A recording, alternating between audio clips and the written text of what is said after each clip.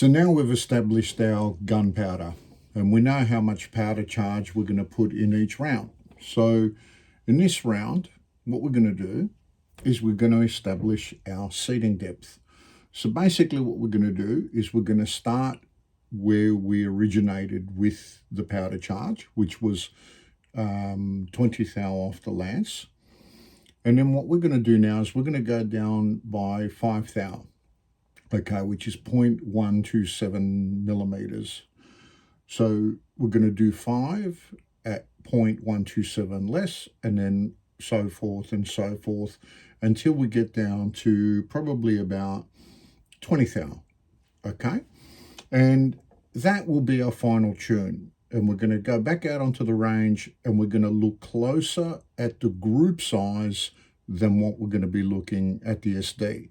So let's load these up so we can get out to the range. So now that we've established what our powder is, it's quite simple because we don't have to muck around with it. It's just always the same. So we're going to be doing 23 grains. So we're going to top up with our trickler just to get at the beginning of the reading so we're always accurate.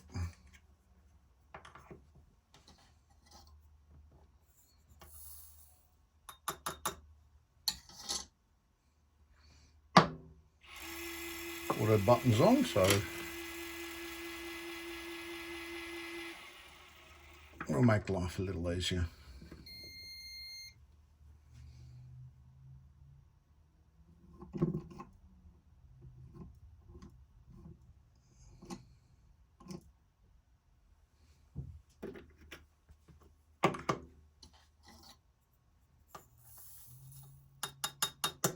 You'll notice I've got auto repeat, so the minute the scale will 0, it'll start again.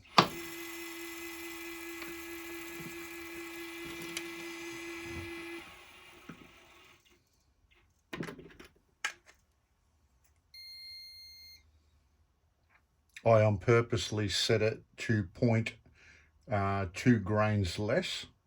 That way I can always top it up with my trickler.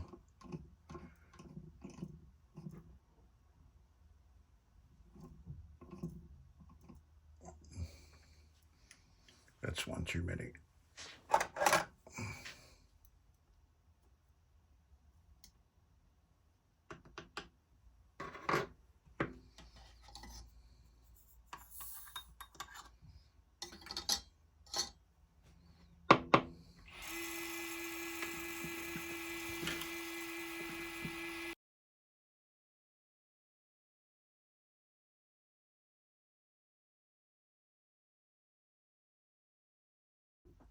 Since we're at this part of the reloading journey, I thought I'd introduce to you another tool, and that's the Forster neck tension gauge.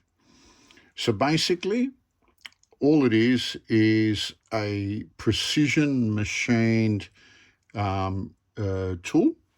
I'm just going to hit it to try and get it to focus on it.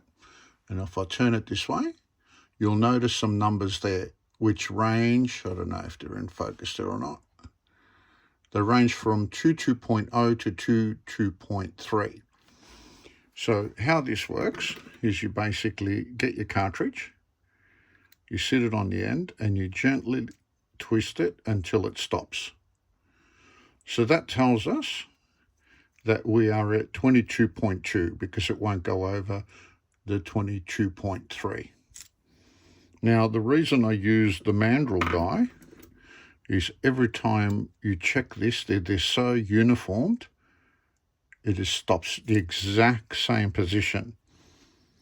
If it was stopping over here, that would mean that we've got a lot more neck tension than what we have at this end of the scale. And having uniform neck tension is a big part of accuracy because you're allowing the bullet to projectile to release from the case at the exact same pressure. It's like someone holding your finger and holding it tighter than somebody else. One's going to pull away easier than the other. Well, that's going to affect accuracy. And that's why it's important to be able to check your neck tension to make sure that you're always spot on. And using the mandrel die, it's always perfect.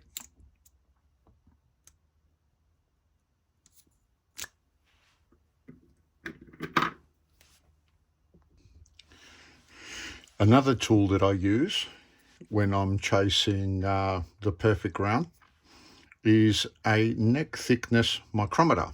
I'll show you how it works. So you basically get your cartridge, you insert it always at the exact same point on the neck of your case, and you take a reading.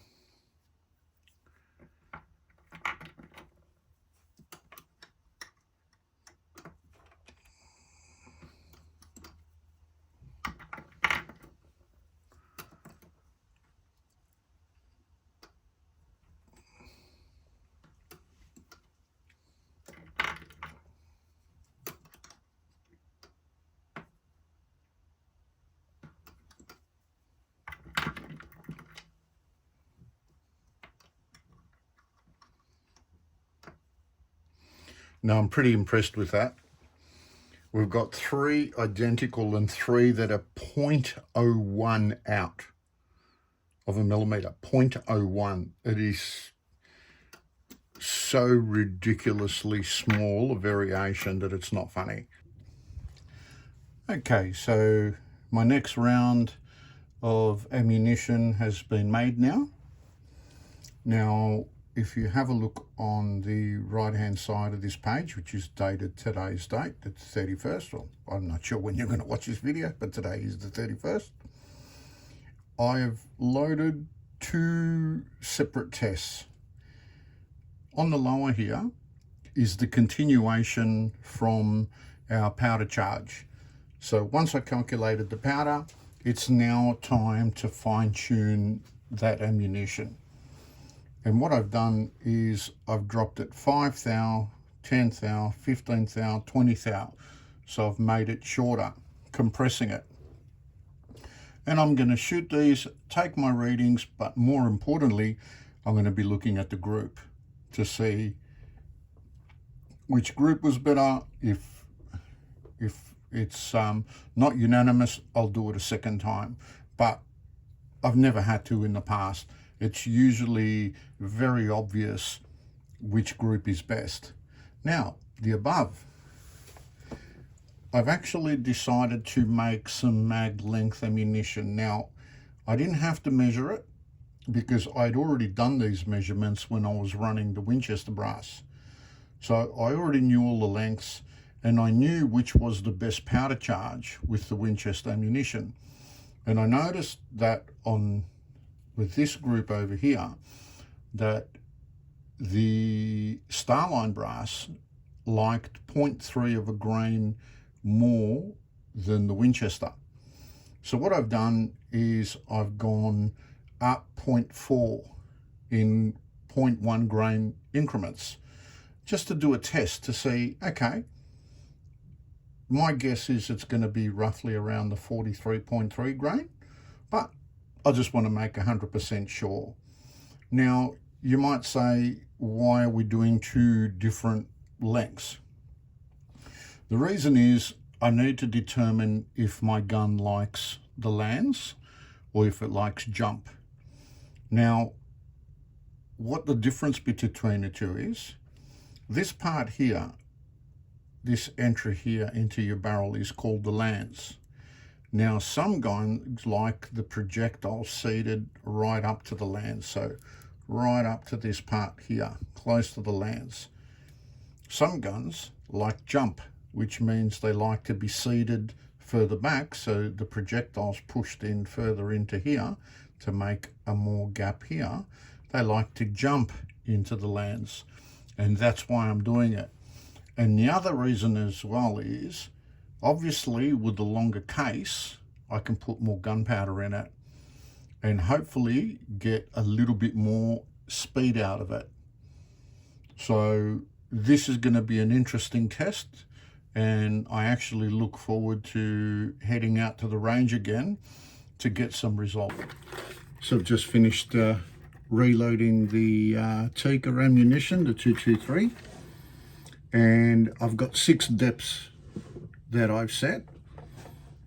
I don't know if I'm going to go all the way to the lowest depth, because I will be monitoring what the standard deviation, what the groups are doing, and at some point, if I see the group shrink and then start open again, I'll just stop there. Because the good thing is, you haven't wasted ammunition if you've made it. You can always pull it apart and reuse it, reset it, new powder, resize it. You can remove the primer, refit the primer safely as well. We'll go through all those in the next few weeks. But I'll see you at the gun range and we'll see how we go.